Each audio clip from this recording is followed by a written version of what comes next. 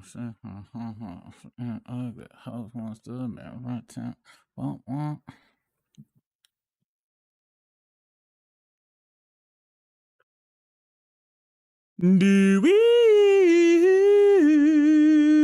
Yeah. What's the biz, y'all? It is late night with SUPARIG. Welcome. It is May 9th, 2026. Tonight, I will be covering whatever because this is just practice run. I'm trying to see, what the flow go be, what times and hours. So, uh, hey, welcome. From the thumbnail, I know you saw the Rick Ross talking about he didn't want to see Drake hurt. We gonna talk about that, and I said I was gonna talk about music only over there on the struggle, but maybe Saturdays will be potpourri entertainment time, and cause I told y'all they was gonna roll out the red carpet for the Froster, and everybody gonna be on board, cause the whole industry fake. What's the business? What's the car? What's the business, Lady Lex? I know we just got here.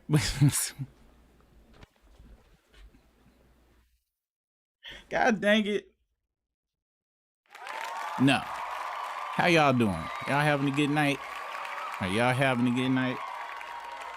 Once I get everything like down, I'm talking about the show gonna be, y'all know I'm never positive. Like, I am never positive outside of chlamydia test. But once I get this show where everything need to be, it's gonna be the greatest morning and late night show you guys ever seen. I'm gonna have guests, segments,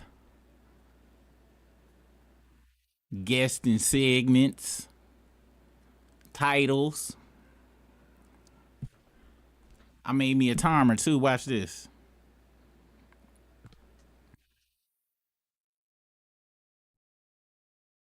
Boom. And watch. It's got a sound effect too. Watch this.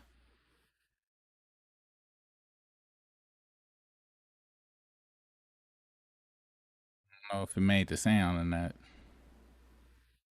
Was the sound made? Somebody tell me if the sound was made. If not, I'm gonna fix it. But yeah, the show gonna be so gangster. Watch. Just watch. I can believe it when I saw that about Ross. Really? What's the car? Really? Do you watch the struggle stream? Let me know if you watch the struggle stream. Last year, I guess we gonna start the show with that, and we'll go on and talk about Rick Ross right now, and then I'm gonna see if I can pull up episodes from.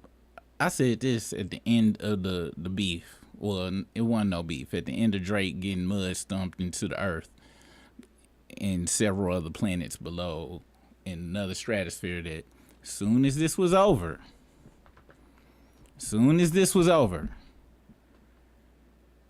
everybody was go start coming out the woodworks, because this was,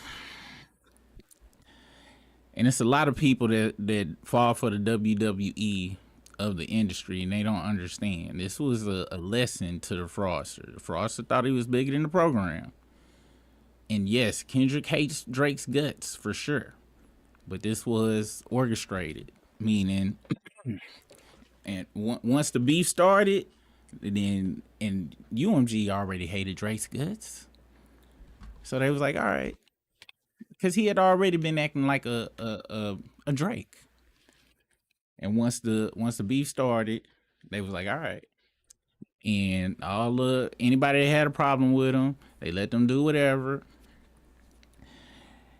And of course, that's all the Grammys, Super Bowl, all that's just not happening just because some stuff was dope. It was orchestrated. A lot of people take it as, what you saying, Kendrick wasn't talented. That's not what I'm saying. I'm saying Lucian was on the Grammy floor high-fiving old boy. When the last time you seen white folks standing up for a young black man like that, standing ovation at all the award shows? Please. That was everybody like, hey Drake, Everybody, because nobody likes him. He's a he's a dweeb. Nobody does. However, he's a dweeb that has generated a crack butt ton of money for them because 80% of the world are ducks that don't pay attention and just follow the other ducks. And after they spanked him, because I believe he got one or two more albums under that contract with UMG, if I'm not mistaken. And anybody that's in the industry are just money. They just money hungry. They money hungry. They clout demons. All of them. It might be one or two that ain't clout demory. I can count the people I don't think actually clout demer rap. Kendrick is not clout demery to me. And everybody else ain't as massive as Kendrick is. Let me think. Method Man wasn't clout demery. DMX wasn't clout demery. And there's a few other people if I keep going down the list, but it's a handful that's, not clout demonery, but the rest of them Ross. We just seen him at the verses putting little girl jewelry into the camera. Of course, The Game, Baby, Thug. Now, I always set Future aside. Because he Future. Future is just a regular hood. Just a regular hood. A regular hood dude that you cannot trust. So I don't never. It's nothing for me to be like, oh my gosh, I can't believe Future doing that. He don't. It's Future. So of course he gonna do just whatever. You don't know what the Future gonna do. You wake up, Future say one thing, but he been rapping about you can't trust him since day one. So I don't even be caring. As long as the people I come down be the ones that be talking about, oh, I'm loyal, I'm solid, this, that, and the third. Then they flip flop. Future talk about he loyal and solid to himself. If you really listen to it, maybe the Dungeon Family. Other than that, it's about Future. So of course, if I see him on the album, I'm not gonna be like, oh my god. Everybody else though, yeah, yeah, he had to. Yeah, he tricked me. But yeah, so yeah, we gonna talk about that. We also gonna talk about Thug and Baby is into it as well, I believe. What's the guy said? Let me see. Does this work? Hey, it worked. Yep, I'm about to roll one up, swaddle my cat for her pill. What pill she gotta take? Or they gotta take? My wife's cat is sneezing. And for the first time, I've never heard. This is my first time really living with an animal in life that was, I have to take, because she gone out of town right now. So she say it's under my care. And I'm like, it's a cat. Cats take care of themselves. But so he sneezing, and I heard him sniffle today. Like he looked me dead in the eye, said, and I was like, what the fuck? And she tried to sneak, so she called the vet. The vet done got us buying air purifiers and stuff. Talk about it might be allergies. And I'm like, what? He allergic to cat hair? Changed the filters and everything. She gave him some allergy medicine and some type of pill. She tried to slip it up into his treat. And I be trying to tell her he ain't done. I was like, you not go trick. Why do you think he is a 2-year-old child? That is a wild animal. No, he's not. He's housebroken. No, he not. He can smell that pill. That pills don't smell delicious.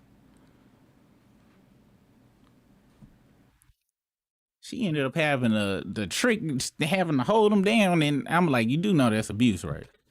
You are drugging the cat. Them is drugs, and it's to help him. Them are drugs, and you are forcing it down the cat's throat. I'm not gonna stand here and watch you abuse that animal. I should call Peter on you. Anyway, I hope your cat doing fine. Um, he all right, I guess. He a cat. He can take care of himself. He be looking at me like, I'm grown. I'm like, I know. He like 87 years old in human years or something. Last time she told me something. We over here watching Step Brothers.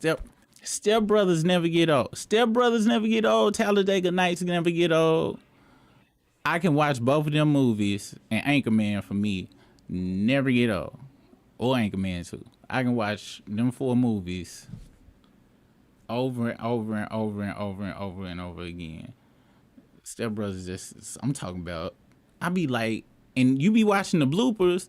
The bloopers can be whole other movies. They done made whole other movies out of the bloopers of the movies. But it was Step Brothers. I remember the first time I seen that movie. If you want to get down on these sweaty balls, well, why don't you jump right in? It's a crotch party all up in here. Why won't you stick on this big joint?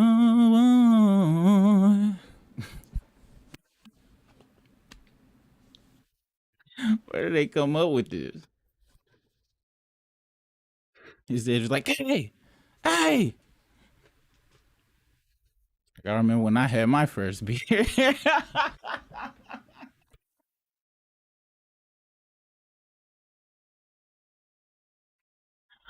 Oh, I still say quotes from that. I still tell people I got the voice of a generation.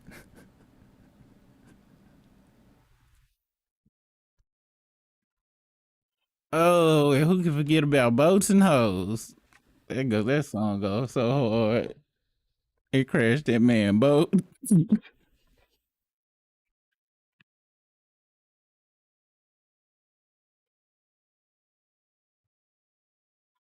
Oh my gosh.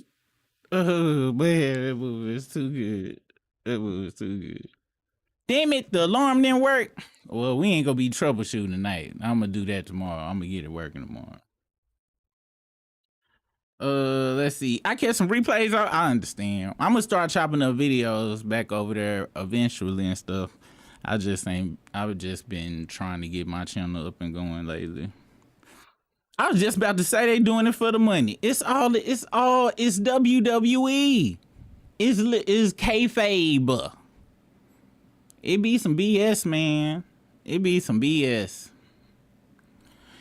Allergy, she got asthma. I give her Zyrtec or Claritin. Real Zyrtec or Claritin, or like Cat Tech or Cattington, like actual just over the counter. I wonder, cause I believe they gave her some, but I didn't ask her what it was. If I find out that vet gave her some over the counter, and I'm like, you could have got the store brand, cause I know they be taxing them vet. She don't never tell me how much the vet trip costs. Never. She don't never, and I don't ask, cause I don't want to know. I don't want to know.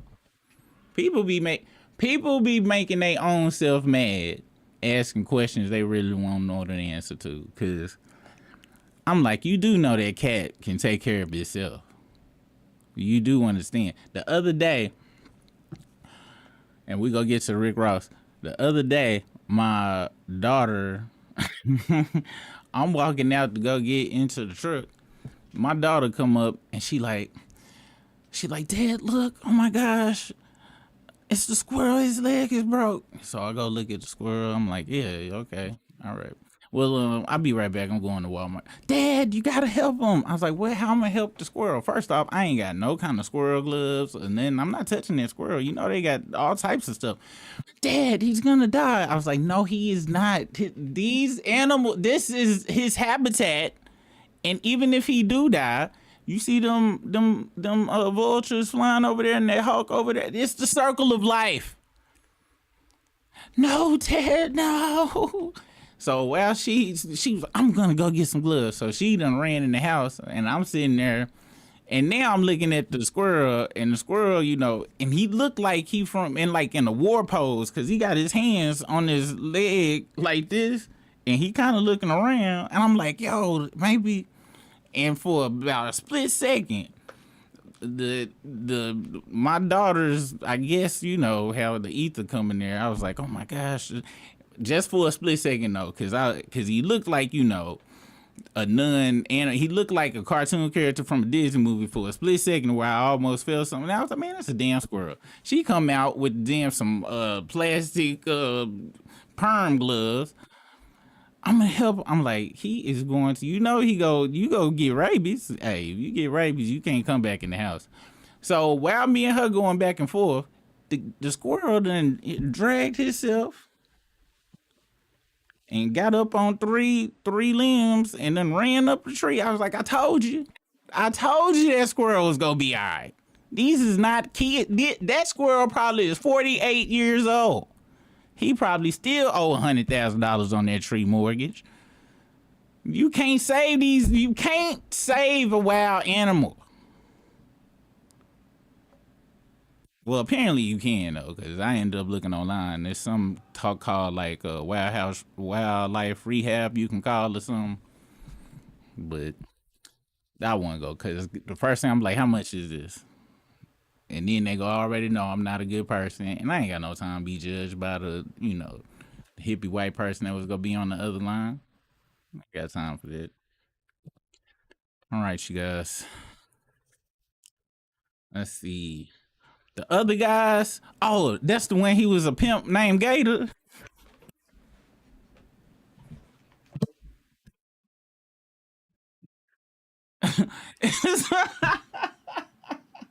Gator, Gator, don't take that. Man, that Will Ferrell. Will Ferrell is my number one funniest Caucasian person on earth. Like he number one. Like number one. If I have a Mount Rushmore, because my Mount Rushmore got Eddie Murphy on it, uh, Dave Chappelle, Patrice O'Neal, and who be the fourth person? It'd be one more person. It's actually two more people. It's always up in there too. Is it Shucky Ducky Quack Quack? Anyway, Will Ferrell is on there. If I had to do DEI, if I had to DEI my list, Will Ferrell go. My cousin's cat knocked her chicken wing out of her hand and ate it right in front of her face, making eye contact. God dang. Yeah, I ain't go front. I'm not. Yeah, that's not. Them cat videos where people, oh, that's so cute. Yeah, no, that would have been last night. That cat would have been in the house. We ain't got no time for chicken theft. Not no wing theft. No, yeah, that's people. Yeah, we. Ain't. I got respect for animals, but I don't like got no cuddly love for them. But I respect them as what they are. And I tell her all the time, I was like, you don't respect that cat. I know you love the cat, but you don't respect the cat. Like you don't. Yeah, love is better than respect. No, it is not. It is not. You don't respect that cat's mind. God dang it, y'all. I done lost myself. Hold on. Let me see. Can I find myself?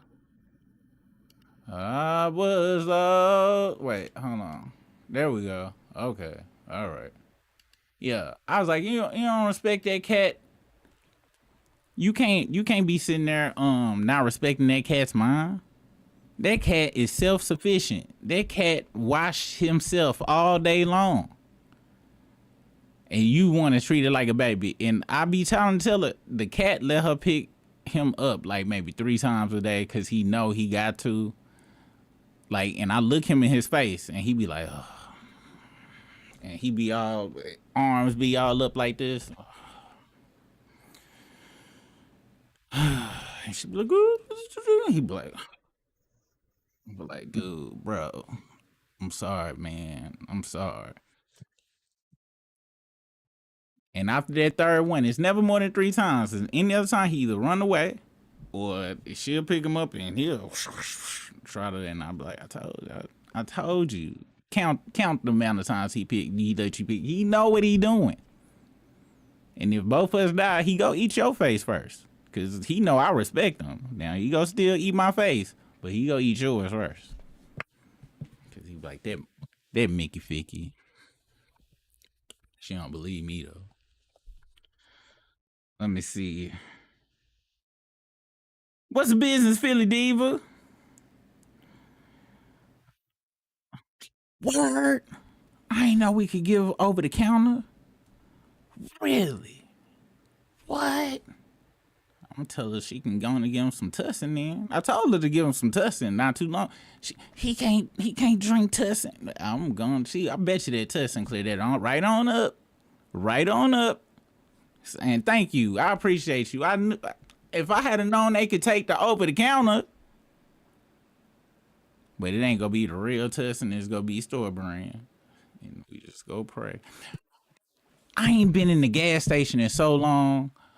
Like well, okay, let me take that back. I ain't been to the gas station on for whole activities in probably about 10 years. Went in the gas station the other day with my son. I did not know you could get day after pills in the gas station. Right there. And they wasn't even behind well, where I stay at, they don't got nothing behind no glass stuff anyway, if they was where I used to live, them they would have been behind the counter. But they right there. Now you do got to take it up there and exchange it for them whatchamacallits. But I was like, where was y'all? Them about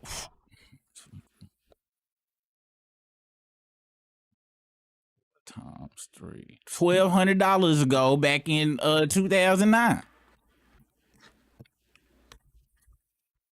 Talk about making real fast runs to Walgreens and CVS and asking people to borrow some money, and now they available at your local neighborhood Sitco. What a time to be alive. See, that squirrel was because it's a squirrel. It's a squirrel. Of course. Of course it is. I don't know why Disney done screwed up a good chunk of the population into thinking animals need us. Animals do not need us. What if they domesticated? The animals do not. Well, domesticated animals, humans mess them up. So them, yeah, they technically do, and it's y'all slave owners' faults, including my wife and my brother. All y'all slave on, but I love them. Yeah, y'all done screwed that animal up. Cause when a real contagion come around here, after they eat our faces, they go be food for the real cats and dogs out there. The street cats and dogs is go ravage them once we out the paint for real. And I'm gonna come back. I'm gonna be up in wherever we go after this, and I'm gonna be telling my. I told you. Look, a rat is eating him. He couldn't even. He didn't even have rat killing skills because of the fancy feast you was giving him. I told you. You should have let him outside and practice, but no. And I'm talking about he ain't even. They got him out the paint fast. Don't be crying now. Don't be crying now, cause I told you. See, I'm pretty sure my cat tolerates a lot of what I'm doing. Yes, that's the word. Tolerates. They don't like it. They don't like it. They ain't like dogs, and that's why I was so glad that she had cats when I first met her. Her and her pops them had these three big pit bulls that stayed in the house.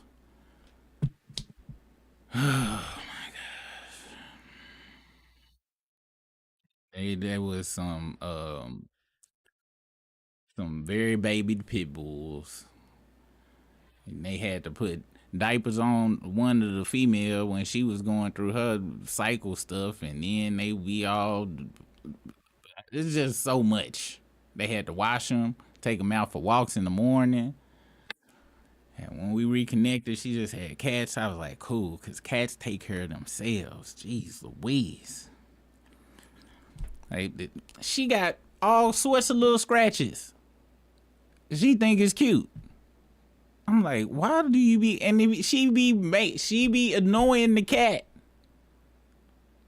I'm like, but like I told her, when let's go pass out, Both of us go pass out one day, and we gonna be hovering over our bodies like on Beetlejuice. And I'm like, hold on, babe, before you go to heaven, I go downstairs. Watch, 5, 4, 3. See, I told you he was gonna eat your face first. I told you. I told you. I told you. All right, well, love you. Tell everybody up there I say hello.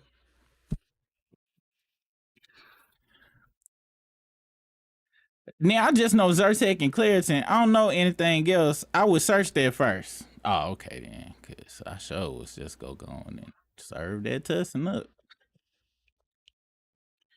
While these rappers retiring, Lotto, you know what? Tonight gonna be entertainment rapper night over here. But like, retire from what?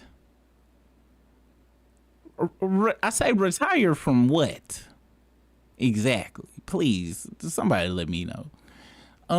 The people that I can count for retiring, um, like when Too Short said he was gonna retire, he was like 20 years deep in the game. You need to be there. I was like, okay, I understand. When Jay Z was talking about he was retiring, I was like, bro, come on now, just come on now. It's only been like 6, 7 years though. I know he started in '91 with the that don't count. He wasn't popping it until about '94. I think you got to be in the game for 20 years. E40, he can say he want to retire. All right, that's fine with me. But Lotto, now I know she was on that show with Jermaine Dupri way back in 2014, 15, or 13 or 12 or whenever it was. But you ain't retiring. Because they lying, first off. They not go, ain't no return. They be too fame hungry. They are some liars. Some people retire. She would just be. That's what that's called. That's exactly what that's called. Just stop it. I'm talking about retiring. It wasn't even no career like that. Lotto didn't even have no. She had a couple of hits, I guess, or whatever. That I'm trying to really think about. Can y'all please list the Lotto songs or whatever? She just was, yeah. Somebody tell me the song she had, because I can't even think of nothing. She had one song I guess I like, but I don't know. To me, she was just a likable Swahili, or however pronounce the other girl name you pronounce Swati. Swatati, sweet, is it sweetie or Swahili, whatever, y'all know who the hell I'm talking about. She was just a more likable, because she do got a good, fun personality, and I guess she can rap alright, but she ain't got no I'm a retire. Beyonce can retire. She can retire. And then look at the folks that need to retire, because how messed up the game is. Cause Mariah Carey didn't get divorced and all her money got took like Mary J. Blige, and she's still out there, not retiring. Patti LaBelle still out there. Gladys Knight is still out there. Nita Baker still out there. The folks that need to, cause the music industry is probably, I'm talking about. I thought prostitution was illegal and pimping was trafficking now. That's how horrible it is. I was watching this podcast talking about how labels won't even give, when it comes to Black Legacy acts, like deals and stuff, even though they done sold millions of records over the last 30 years. So they gotta go out on tour. They can't pull a Barbara Streisand or a Tony Bennett, where they let them just do holiday albums and Thanksgiving albums and all that, so they don't have to be out there selling ass on the road. They can just drop their stuff, get a nice upfront check, and them they publishing folks put them in movies and commercials and stuff, so they can sit back and get their Caucasian on. Mariah Carey still out there. They want to keep Britney Spears still out there with her crazy ass. Talking about, as my mama would say, Britney Spears is fruity as a nut cake. Nutty as a fruit cake is what she meant. That's what she used to say. My bad. The energy song. I don't. I,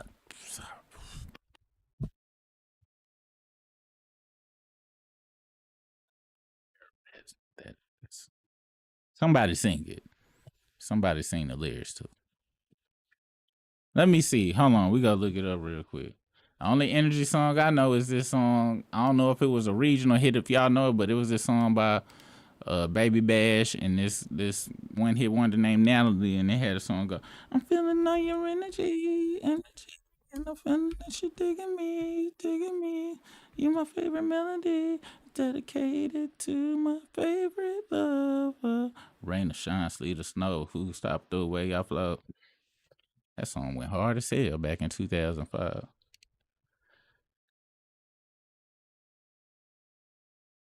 Let's make a wish, girl, and make it official. It's your boy, Baby Bash, and I'm blowing the whistle. I don't think them the words. Let's see. All right. Hey, do y'all? I don't be liking these damn AI thumbnails, man. They be making me mad. Let me see. Energy. What's her name? Mulatto. Right, Mulatto. Big energy. Okay. Tell me how you want it. 3, 2, 1, and I'm on it. Feel good, don't it? I don't. I've never heard that song. I didn't. Is this a remix? This ain't that Mariah Carey? Or and she remixed that from the original song back in the old days. I don't. I've never heard that song in my life. When this came 4 years ago? Yeah. No. How you gonna remix a song that's a remix of another song?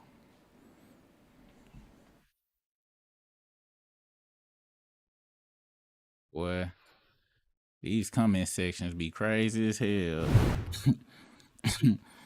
It is very unnecessary. But she probably did do some 666, some 336 up stuff in there. Y'all know how that shit go. I see Aries Spears. Talk about that. It's the pleasure principle. Uh, uh, uh. That song goes so hard.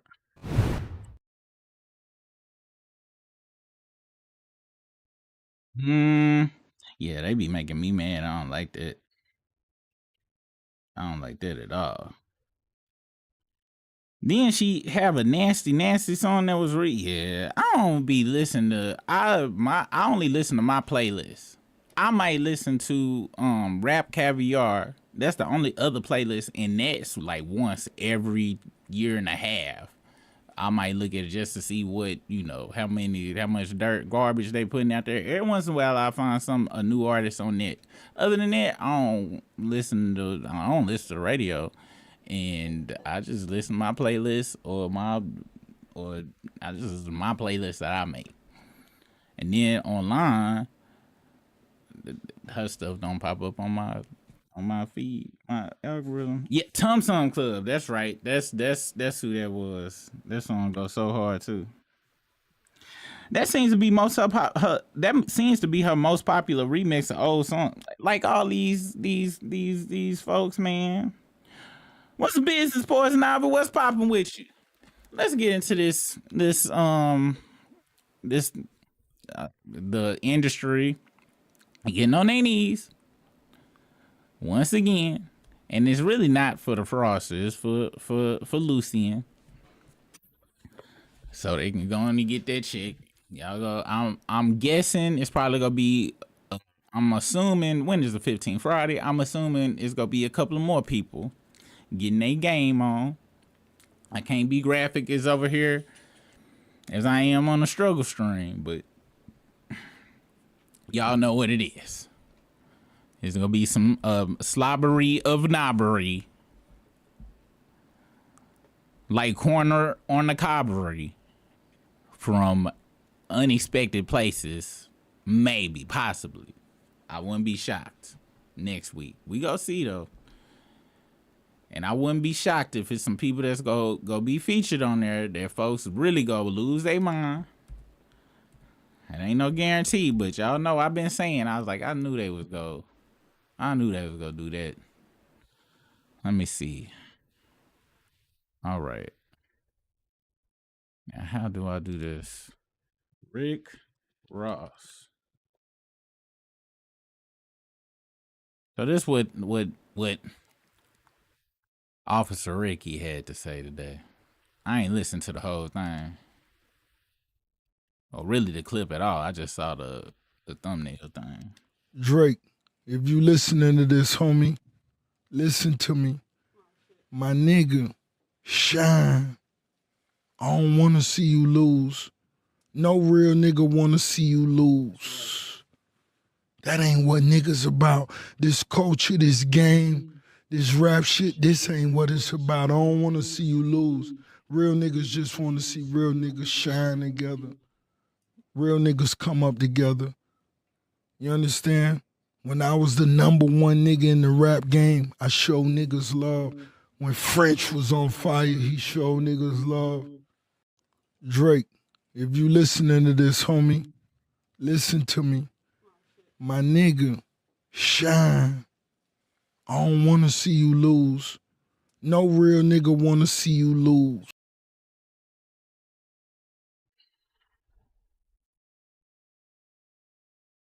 It's got to be crazy to where. Let me do some research real quick. Let me make sure I ain't tripping. So let me see. Rick Ross featuring no. Trina featuring Rick Ross. Let me see. What was that first single? 2000s. I think it's in the game. Let's see, what was that song? Told y'all. Behind the scenes. Let's see if it's a behind the scenes for that video. Yeah. So this was Rick Ross when he first came out, if y'all don't remember. Yeah. Y'all just wanna Ross, point him out, who really wanna touch the balls? I ride around all the time, no tents on the band, cell phone flipped out, looking sick on the rims now. Name it who with me, name it who can flow with me. East or West Coast, I'm the best. The tag a blow up, let your neck and throat now. Nigga, giving dope, baguettes and rolls, and the legs that glow. I'm a young, you the best to know. Rick Ross, got, I'm the next to blow now. Broke down, hit your town, spit go get your now. This dude been talking in a fake accent for 26 years. When All About the Benjamins came out, 02? Yeah, about 24 years. He has been talking in some fake. I don't know if it's supposed to be Italian. What? But, and I'm trying to find the behind the scenes. I done heard him talk around that video. If I can find it. But I remember what he said. Let me see. Is this it right here? Hold on. What year is this? Let me see. What actually happened? Well, he been taking jabs at the city for a while, you know what I'm saying? I remember like a year ago I heard a record he did, I'm up in Atlanta and I'm hearing some shit and he making references like he talking about Trick, you know what I'm saying? But he didn't say Trick name, but I know how to read through subliminal shit, and that's gay really. A nigga calling himself the king of the South and a little pussy boy anyway gay. I know Scarface don't respect that. A nigga been in the game 20 years. You did one record talking about you the king.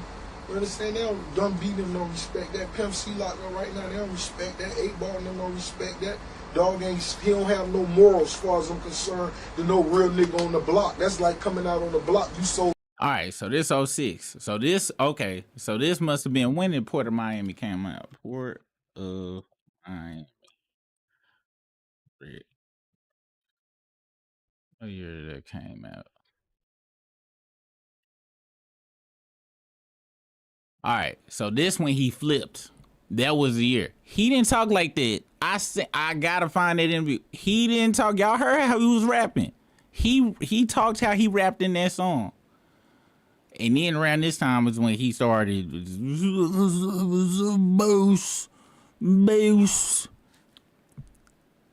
These niggas be actors, man. He ain't no different than Drake. Him and Drake is one and the same.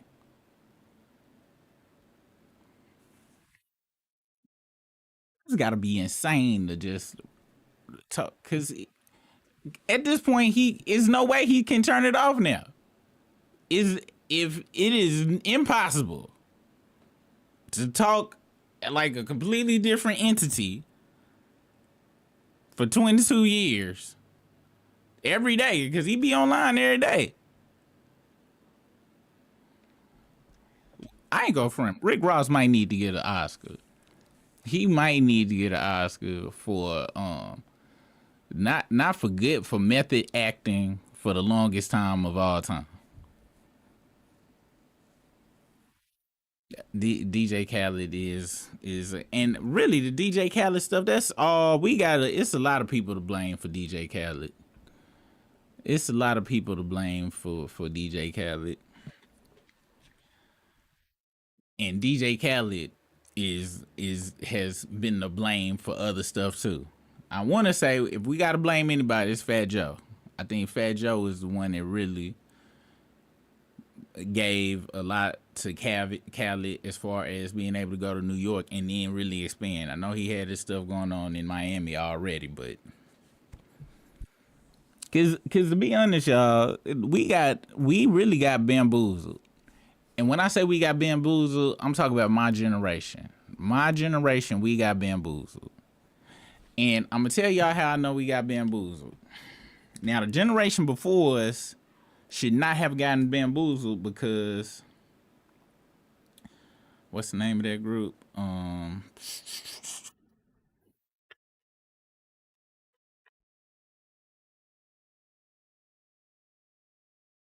The reason they shouldn't have got bamboozled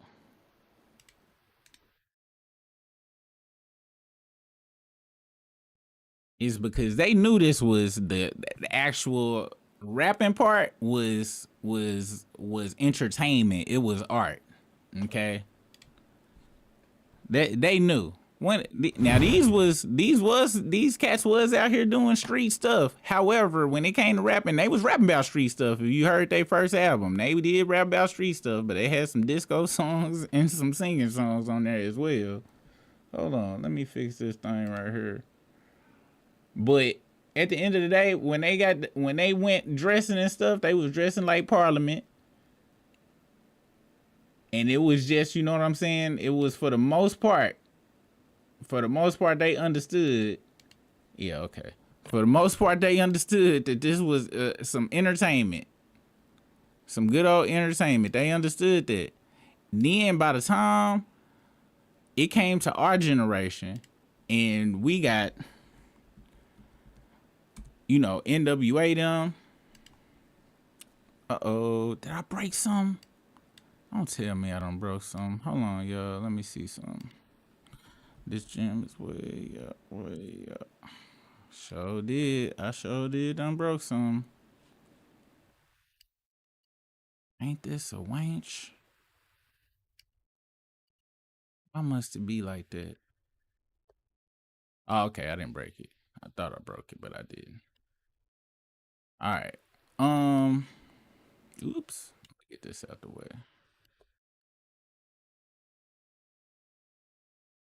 What am I trying to do now? Oh, this part right here. Doop. Okay.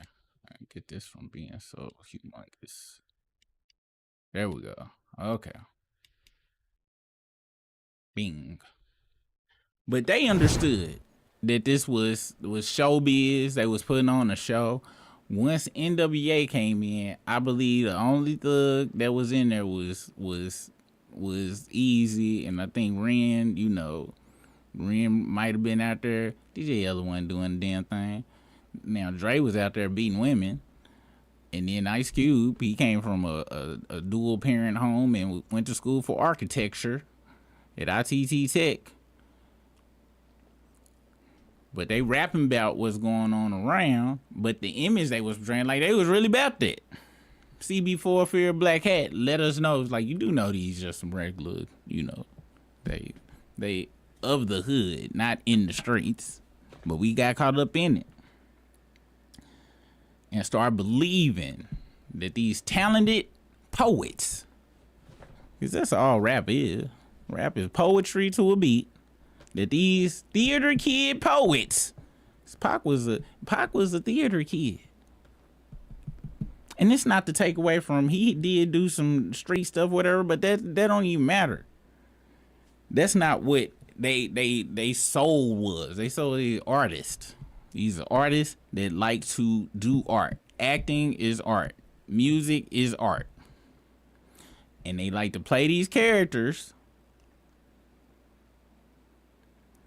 In our generation, during our time, real thugs and real gangsters started rapping. And the way we knew that they was real thugs, real gangsters, most of the real thugs didn't rap good. They didn't have time to rap good. They was murdering and robbing. It's a handful of real, that could rap good. A handful. Project Pat, E40 them. It's a few thugs, real that was really out in the streets that rap. But even when you listen to them, they ain't want to rap. All the Juicy J's and all them, Pat didn't even want to rap. He was just robbing. But we told him how much money he could make. He was like, oh, okay. And the real thug been in and out of jail throughout their whole career. The rest of these dudes just been out in the free in the streets. They were poets and actors, portraying, doing a great job of selling their music and selling the stories of their neighborhoods for the most part. Then when the real thugs got in there around 2000, 2002, the real gangsters, real drug dealers. We could talk about Baby Can't Rap all day. Baby and Slim got hella bodies. Hella. Once that came in, we started thinking, okay, well, these is real, so all these dudes is real. And Rick Ross took off his medium LA Lakers jersey.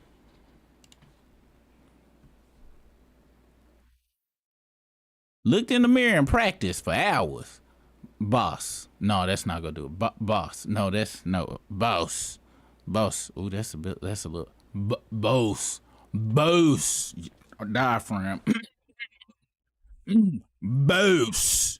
Yeah, that's it right there. That's it right there. Boss. Boss.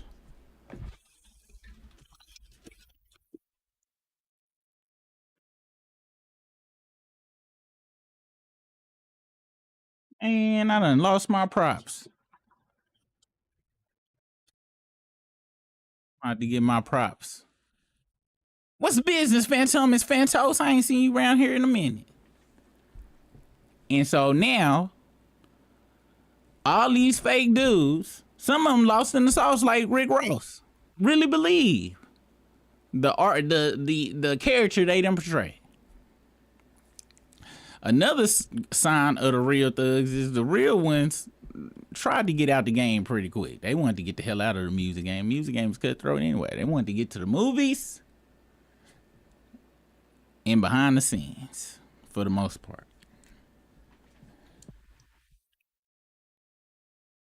And now I'm saying all of this, that's how the fraudster was able to get, because us as an audience, and I'm saying us now, not fraudster wise, but us as an audience accepted these fools pretending to be what they not outside of the concert, outside of the music video, in interviews. They sit up there and acted like they were really hard or really bosses, and we sit there and was like, okay, you do know that you could just be like, yeah, man, I came up with that character, dog, and I was like, yo, that's what. No, they sit up there and portrayed falsivity, and we let them get away with it, which allowed the fraudster to get in there and just change every year. Just be something every year. Cause we can't forget about Jay-Z. It ain't like all of these dudes done did it. Even MC Hammer had to do it. Cause that's the game. It's not real. And Hammer and his brother, especially his brother's a super drug. But rap ain't real. These personas, they just not. This was MC Hammer.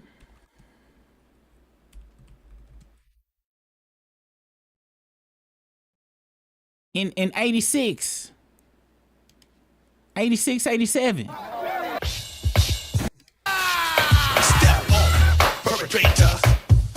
All right, dancing, having fun. But the music industry stops for no one. He was doing that. He ain't even, his suits ain't shiny or nothing. He got on regular club clothes, and I'm glad I didn't grow up in the 80s, because y'all used to y'all was tucking y'all shirts in to go to the club and stuff, and shirt tucking was not a part of my ministry. But so you fast forward a little bit ahead.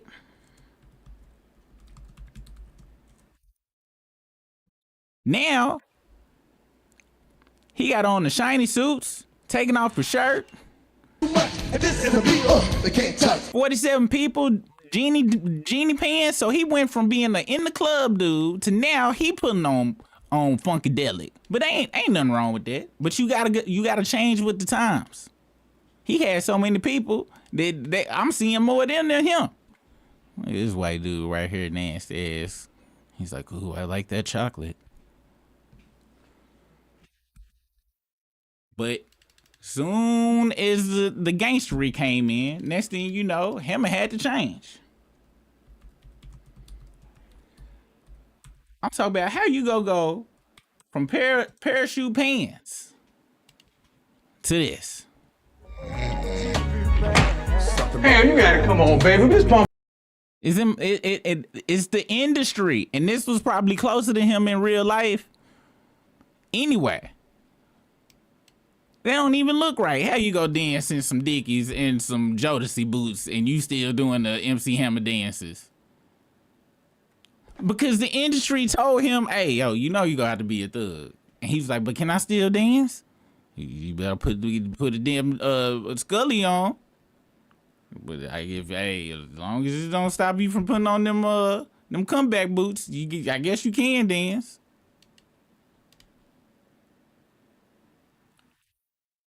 They made MC Hammer put on a Dickie suit. This ain't comfortable dance attire.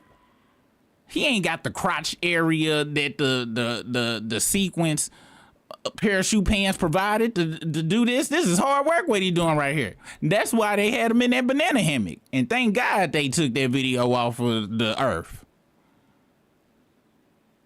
How you pee-popping in a Dickie suit?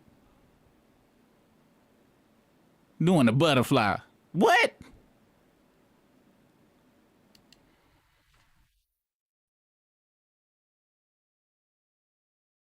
And it ain't too. I'm pretty sure I can pick some other artists that had to go from make that transition from the 80s to the.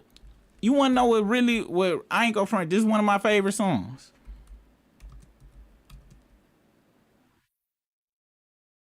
Let's see. Run DMC came out for their whole career. They got on leather jackets. What? I couldn't do what? The butterfly in a Dickie suit? You goddamn right I couldn't do it because I wouldn't do it. I'm not putting on no damn Dickie suit and then you gonna have me doing the butterfly. I'm doing the butterfly in some loose fit Lees or some Jabos, XL size Jabos, and a shirt from JW at the mall in 95. I'll do it in that. I'm not putting on no Jodeci boots to do the butterfly. They don't even make no sense. I'll do it in some feelers. I did what I'm talking about doing. I did the butterfly in some K-Swiss. I did it in some Grand Hill, but not with a Scully on. How I'm gonna do the butterfly and the sushi roll and the Scully?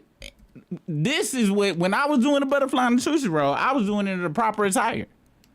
They told us. They gave us the attire to do it in. Jerseys and jeans. Do you see any comeback boots in here? No, because that's not comfortable to them. You can't be a thug. A thug and want to be dancing like that. That's just, it don't go together. It just don't. See how more comfortable that look? Don't that look way more comfortable? Then this right here, they hot. He hot as hell. Ain't none of them comfortable up there. You can't go to the picnic. He musty. He is musty.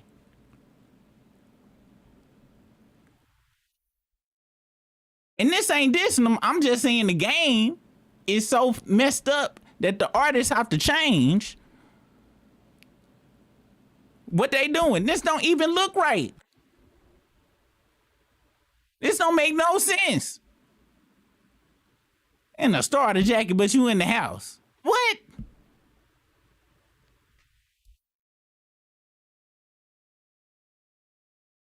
Run DMC. They did it to Run DMC. Run DMC was comfortable. And they had on leather jackets, some top hats. Now they had, I guess they traded in the jeans for the leather pants, but they had on their Adidas. This look correct. This look correct. This they aesthetic, and I wasn't mad at that. Now they do got on, it appears they do have on turtlenecks. And once again, I be saying I wish I was a teen in the 80s, but wearing a turtleneck in the club is just, it's just like, thank the Lord I was born when I was born. But they went from that, when was this? 87, 86. Then by the time NWA had came out, they gave them the MC Hammer treatment. And this one, they regular stuff. MC Hammer might have dressed like that. But next thing you know, they got them in Dickie suits. And Run don't even look right. And don't get it twisted. I'm sure Run was doing, they was with Jim Master Jay. But they had to switch over. Doing the crisscross dance. They weren't dancing like this in Hollis, Queens.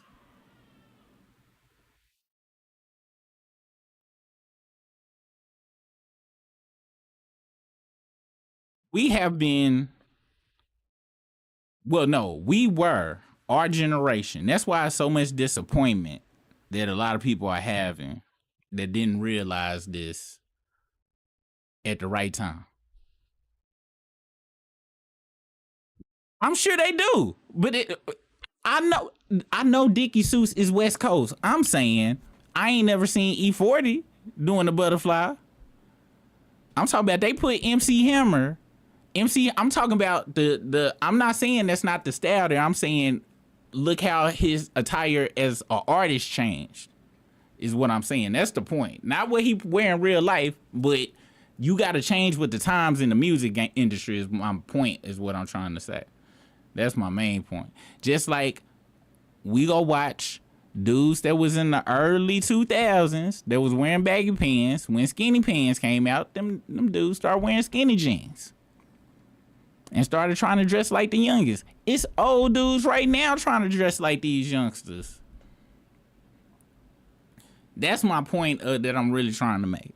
Now, is it funny watching people do the butterfly and very acrobatic dances in Dickie suits? Yes. Let me show you how you supposed to be in a Dickie suit.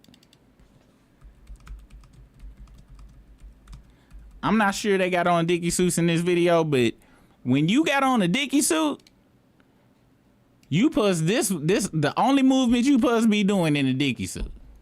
Just walking around,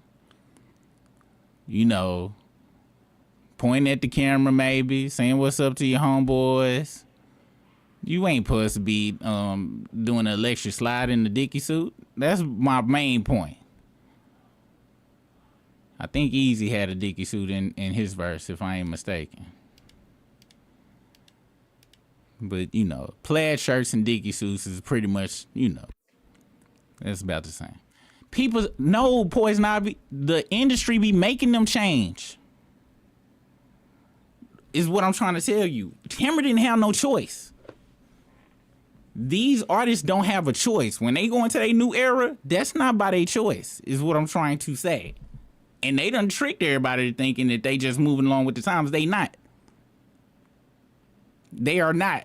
Tip, y'all not understanding. Y'all talking about real life. I'm talking about these artists, is what I'm trying to say. Y'all seen CB4, right? Raise your hand if you seen CB4. CB4 told y'all what it is. They go in the meetings, they be like, yo, you go wear this. Oh, you go wear that. No, you go do this. No matter what they want to do. Case in point.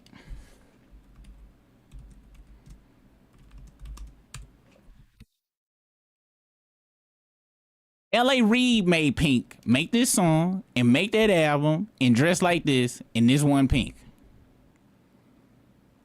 This was not her. Another case in point.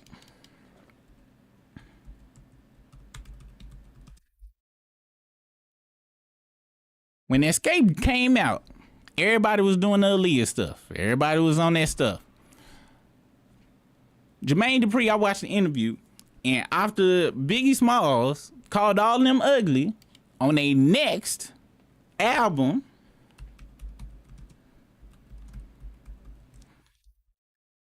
they had them dressing like women for real. He said that. He was like, all right, y'all. Yo, I know y'all like wearing that, but y'all wearing this time. That's what I'm trying to say. Y'all talking about because the industry is fake. That's what I'm passionate about. I know y'all taking it as, you know, but people get upset. Y'all see how passionate people be about rap and hip hop and, oh, that person fake and this, that. The whole thing fake is what I'm saying. That's my point. It's all. They are artists, and their images are owned by the label, and they switch up. When I see people be like, oh, so-and-so so real, I be like, no, they not. They are artists. They got country. They got to do what them contracts tell them to do. So when people be getting angry and mad about certain stuff, I be like, I do know that's fake, right? That's what I'm trying to say. It's just like Jay-Z.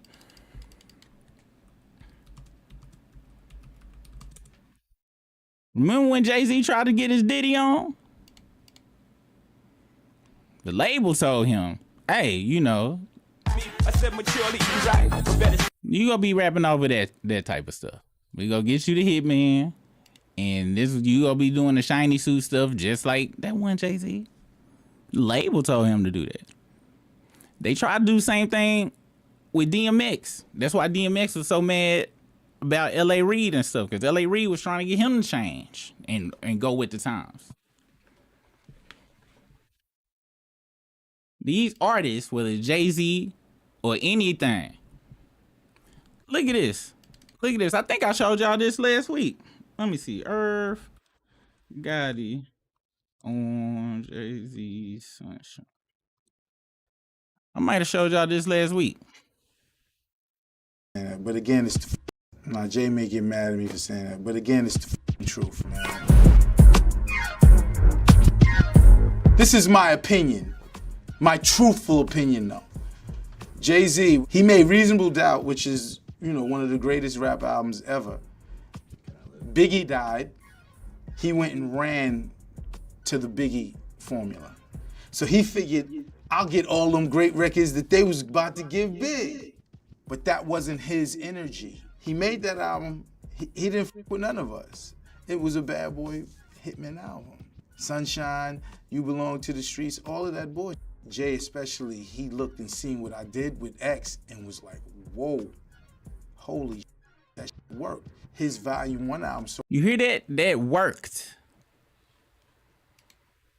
That worked. So Once again, I saw that you said Escape was out before Leah. These groups, these artists behind the scenes, they be coming up together.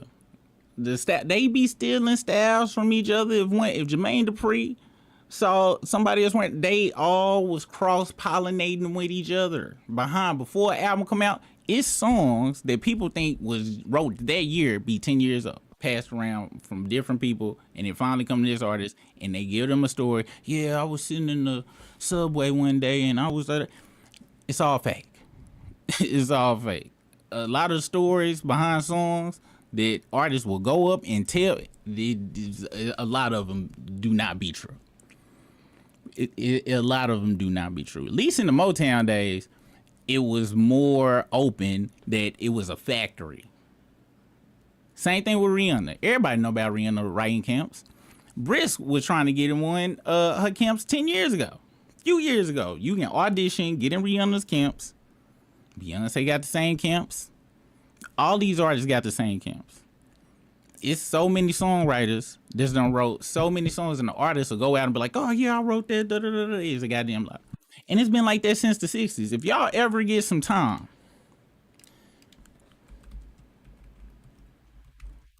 one of the greatest documentaries I ever seen in my life.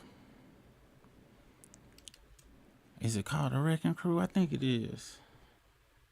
60s.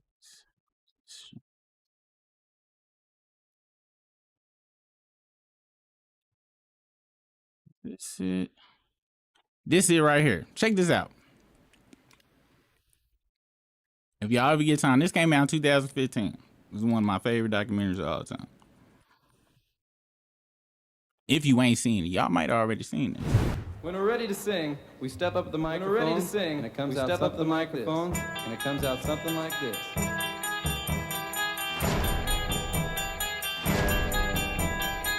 We came in the studios with Levi. We came in the studios with Levi. Why is this double? They're going to wreck the music business. In the hardcore producing area, everybody knew what went on there. I mean, everybody knew that the best musicians played on all the sessions, but we as the general public didn't know.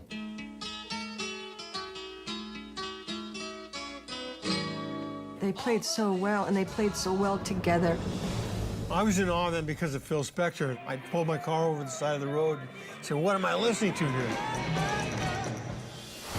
The musicians were really the unsung heroes of all those hit records. So this documentary is about the Wrecking Crew. It was a group of musicians that were in LA. The Mamas and the Papas, the Monkeys, all of them surfing bands, they played all of them songs. They had writers that wrote all of them songs. And then the artists would go out and pretend like that was their songs. But it wasn't. Just like in Motown. Just like in Philadelphia with Gumbo and Huff. And it's no different than rap. It's no different than rap. Some of our favorite rap albums was not written by our favorite rappers. It just is what it is. Especially when once they get popular or they get they don't got time to write. They don't have no time. And that's right, Tiff. And it's been like that since the beginning of the music industry. This ain't nothing new.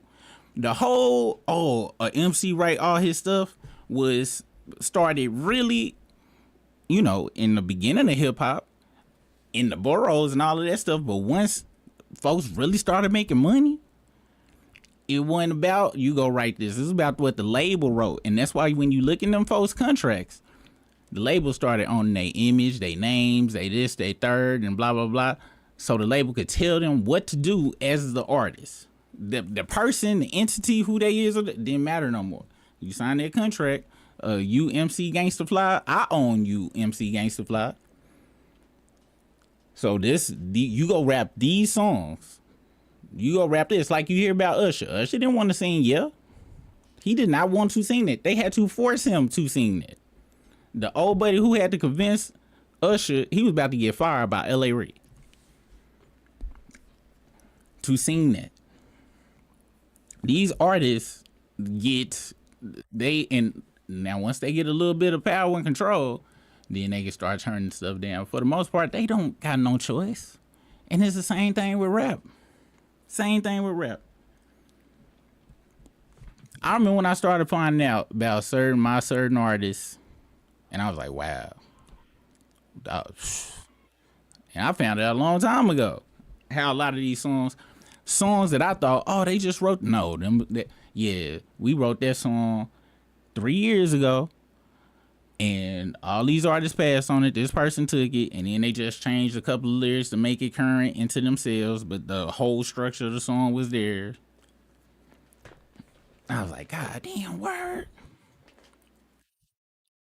So yeah, I am Poison Ivy because I hate people. I'm what my kids would call a fuddy-duddy and a party pooper. My mom's told me one no Santa Claus. No, she told me all this stuff when I was very little. I almost got kicked out of kindergarten because I wouldn't stop telling other kids ain't no Santa Claus. And the teacher called my mom, was like, yo, he's ruining it for the other kids and stuff. I don't like people thinking fake stuff is real. I don't care if they enjoying it or the ignorance is bliss or anything like that, because that's why we in the world we are today, where people just accepting fake stuff because it's fake. Now, it's one thing if you accept it and you be like, oh, I know it's fake, I'm fine with it. But some of these folks, they don't know it's fake and will fight you over it. What's that? A Curramungeon? If that's what it is, I'm a Curramungeon. Let me see what that is, because I've been looking for a name. Fuddy Duddy seem kind of trash. Curramungeon. Yeah, Oscar the Grouch. Yeah, that's me. Yeah, hell yeah. Shout out to Oscar the Grouch. He was my favorite character on Sesame Street. Like, no lie. Because he made the most sense. Folks be all singing and dancing, and he had to come up, he's like, what is that racket? I am trying to eat this trash down here. What is all this singing and stuff? Oh, Grouch, we're celebrating Maria's 37. I don't give a damn about no damn Maria. Is she gonna come down here and suck it? I didn't think so. Shut that shit up. Shout out and that's why Sesame Street was such a good show, because they had real people on there, real representatives.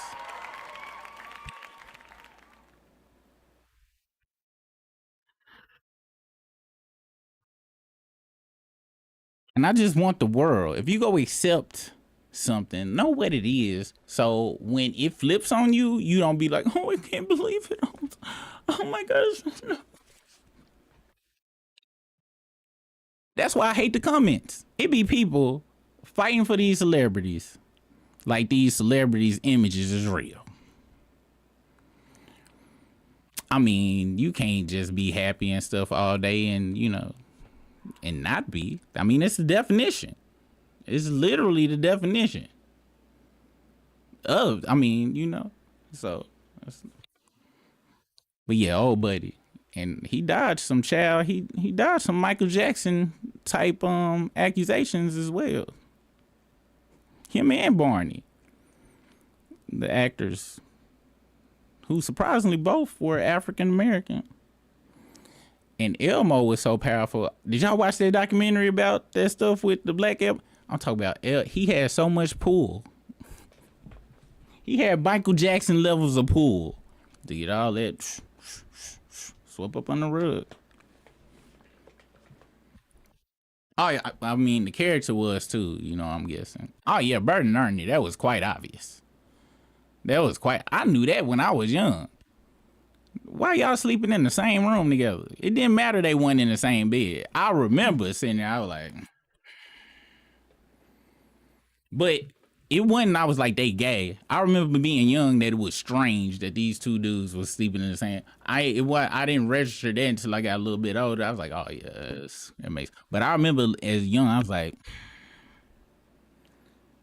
and they would always be in the same. When Ernie would take a bath or Bert would take a bath, the other one would be in there just having conversations with dude.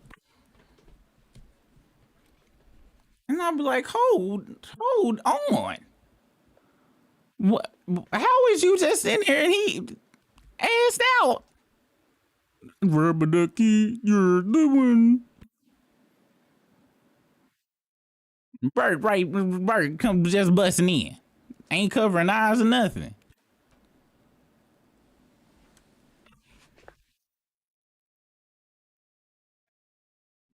You know, it is what it is, man. It is what it is. Oh, wow. Let me make sure I ain't lying. Let me make sure I ain't lying. Let me see.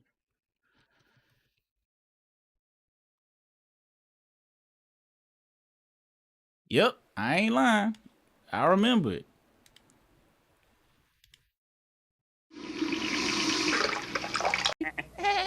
Isn't it cute? Yeah, sure. Hey, listen, you got everything you need? Oh, let's see, what you couldn't use is baby. Had a bath with all those toys in there. You can't, Bert? No, of course I can't. Oh. But yeah, Bert and Ernie would just be in the bathtub. Didn't give a damn. And I was like, yeah, that's wild. That is wild. To this day, I ain't never seen my brother or my daddy with their shirt off. If I can even, I'd have to think. Much less just assed out in the bathtub.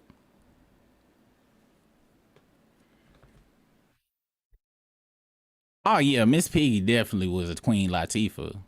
UNITY PEGGY. That's the stud for you. Yeah, Piggy was a stud. And I think they had a lavender relationship on some real stuff. Kermit and Piggy was a lavender. Let's be real. Let's be real. It's not easy being green. He wouldn't talk about being green. It was another G word.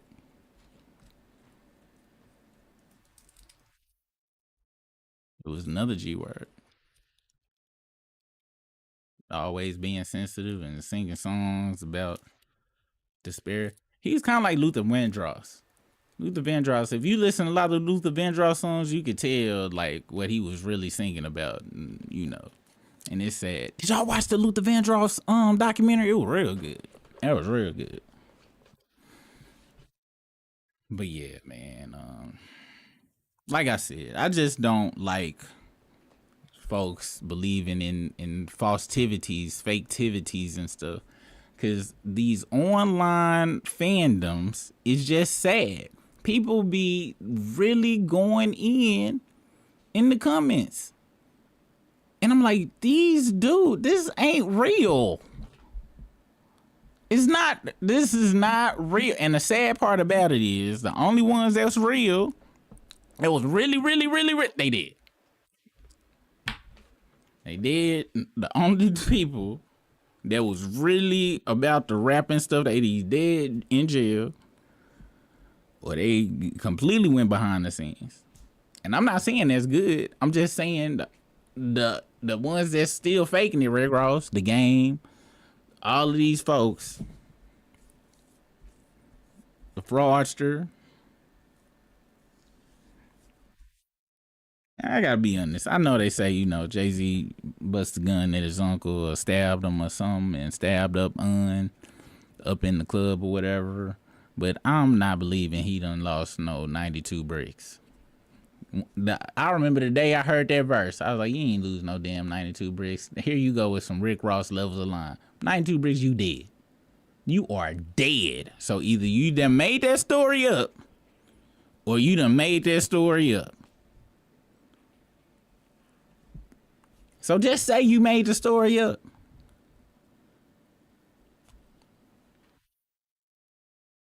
But I ain't go front around that time. If he had said it, I'd be like, yeah, y'all do know y'all listen to a wankster, right? Dude, lying. By the time Rick Ross came around, though,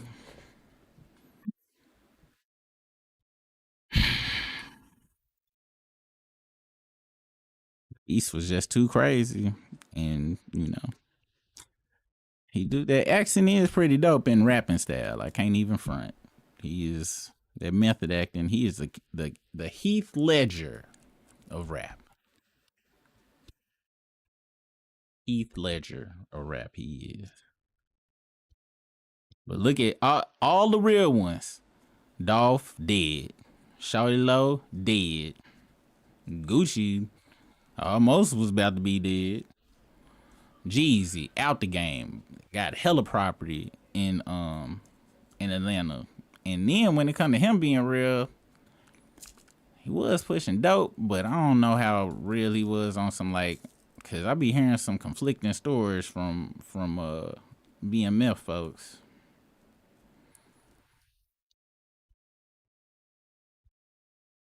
And there's too many other dead rappers that was really about that life that I can't even name. Cause they ain't even get to make it to where they was supposed to make it. Or they was trying to make it.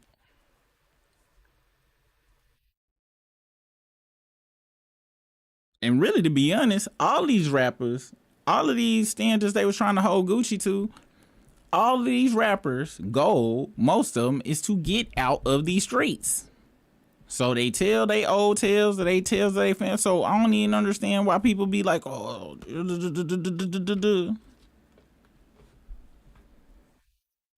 just be believing these stories, or be believing they wrote half of this stuff. But hey, it is what it is. It is what it is. All right, y'all. It was something else I wanted to talk about. Let me see. Nia Long said her sons. Wait, yeah, Chameleon got in, but Chameleon wasn't in the streets though. Did y'all? I think y'all remember when I told y'all about the story he told about Master P. And after this, we gonna get out. If y'all some OGs, y'all done probably seen this, because I always tell people this story about how fake the game is. Because Master P was lying. Master P was lying about that priority deal. And when I say he was lying, it's truth to it, but it's a lot of non-truth to it. Check this out. If I can find it, because sometimes it be disappearing. I hope I can find it. Let's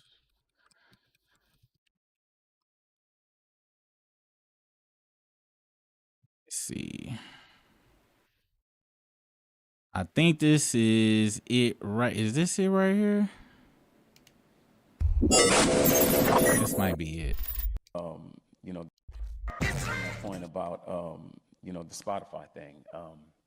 As an artist, the artist in me, I often kind of feel sorry for rip off an artist. That's what I believe. I believe that when the check gets handed to an artist, the check is normally not right. The first person that told me this was Nelly. Nelly told me, you got to learn how to do this thing called an audit. And I was like, what is that? And then he was like, man, you got to get a lawyer. And so I searched, I found Jay-Z's auditor, right? And then this guy went and said, I'll do it for, I'm not going to charge you up front. I'm going to take a piece. And I was like, okay. So he goes and he finds over $600,000 at the label hid for me.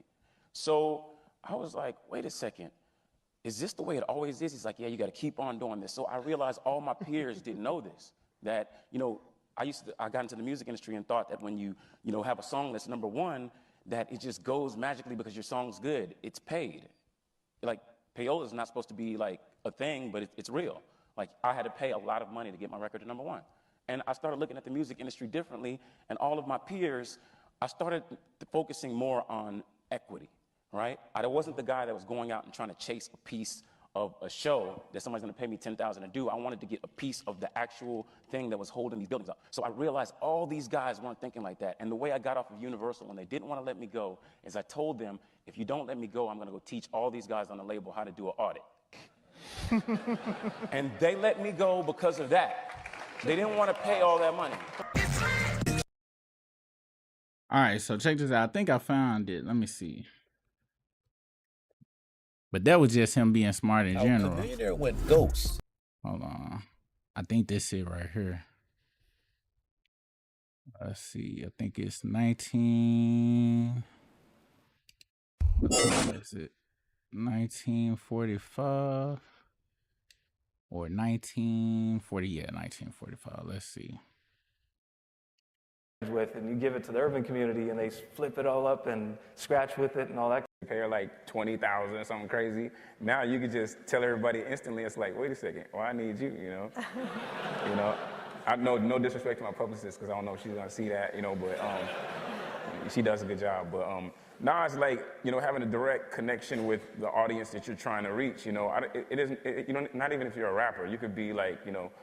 This ain't it right here. I gotta find that damn interview. It's so hard to find that interview because I'll lose it every once in a while. Because he started off the interview with like, I don't think I'm supposed to tell y'all this. Let me see. If I can't find it in this next Google, I'ma leave.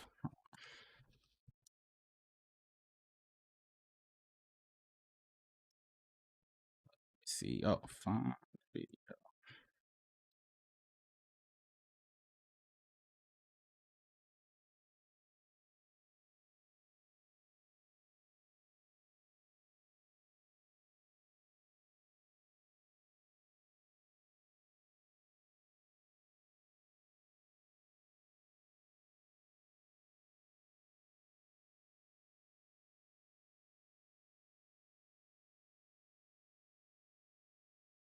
I think this is no limit.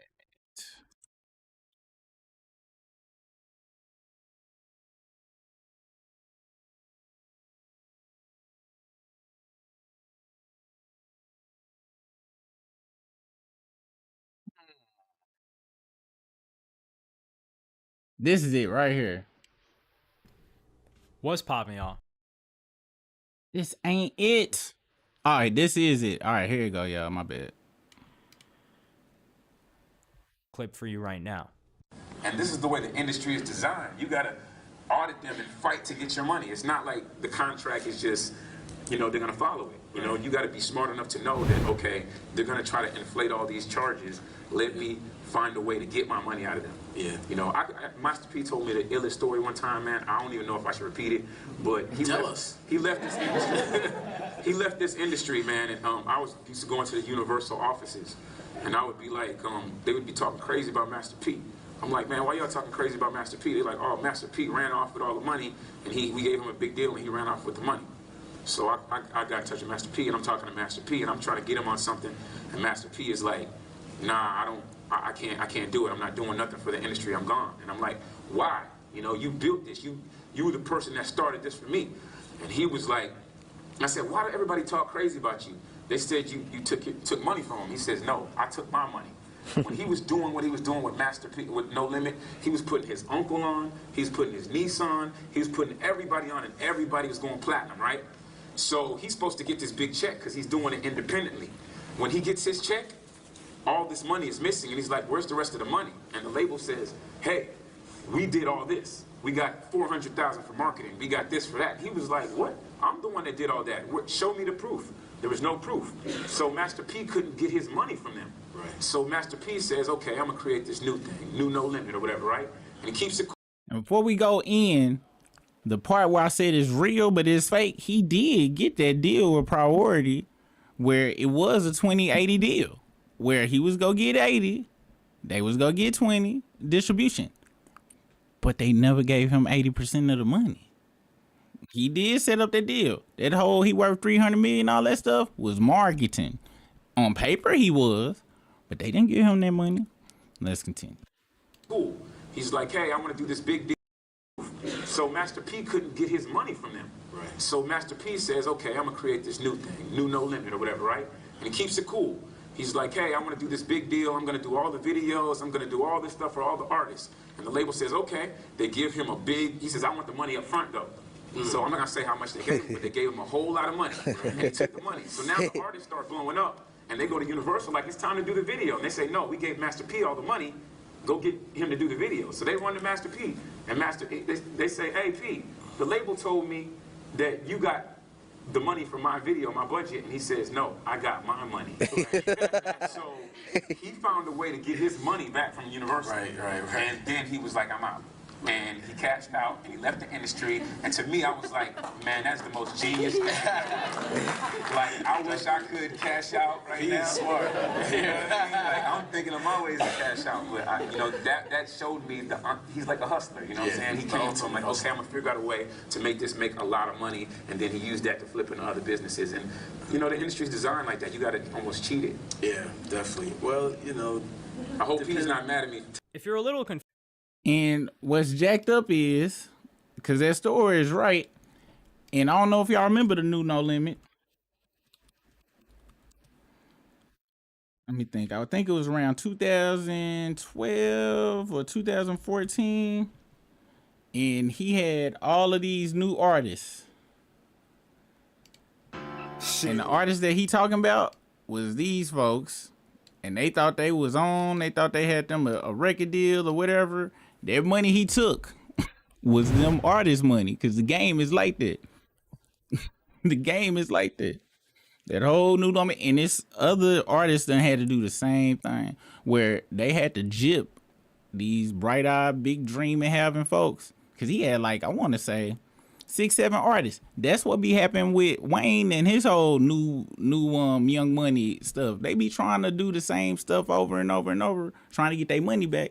But they gotta steal from the newer artists, because the game is smoke and mirrors, is not real. But anyway, let me see what y'all talking about. Then we gonna move on to this Nia Long story real quick. Yeah, he didn't try to lunch them. That was fake. That was fake. That was the whole. I saw that interview like around the time, like right after that. I was like, that makes sense. Because he had 2 new No Limits. He did it twice.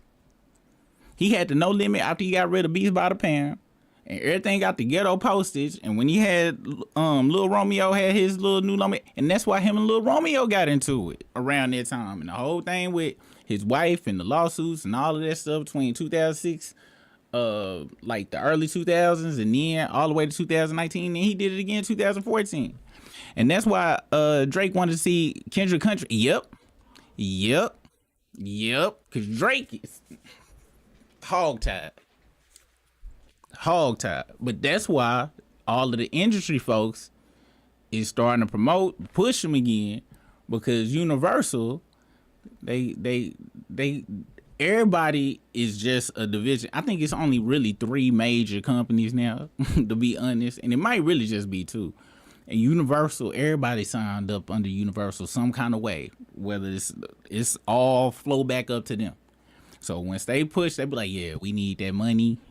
So yeah, y'all go get back on y'all knees and be his friend again, because we go get that money, and then we go kick him again. Drake ain't gonna leave the industry clean though. You know all the stuff where they be like, oh, they didn't let Bill Cosby leave and this, but it ain't gonna be on no, oh, we gotta keep a black man down. No, Drake, they go get Drake at the end. He not go, unless he find a way to finesse. Unless he find him a way to finesse, they not gonna let him leave. I think he really think he still got some type of. And he not go. He probably go. His exit gonna be probably real crazy. I'm putting money on it. His exit gonna be crazy. That's the thing, though. Tiff. It wasn't never theirs. That's the problem. The same thing happened to UGK. It ain't. Of course, by law, once you create something, the copyright's yours. But not if you sign over it to somebody else. Once you say that's yours and you don't specify, I'm gonna get it back in a certain amount of time, it's theirs forever. It's theirs forever. The only artist that's able to really get that back, either they gotta buy themselves out, they gotta buy all of that stuff out with whatever cost they tell them, or they do some other type of negotiation. But most artists do not get their stuff back. Jay-Z screwed over so many artists through him being president on Def Jam to get his masters back. Screwed up LL, DMX, a whole bunch of people to get his masters back. Either you gonna have to snake some folks, or you gonna have to pay what you weigh. 2 Chainz, I remember 2 Chainz was on the Breakfast Club crying damn near one time.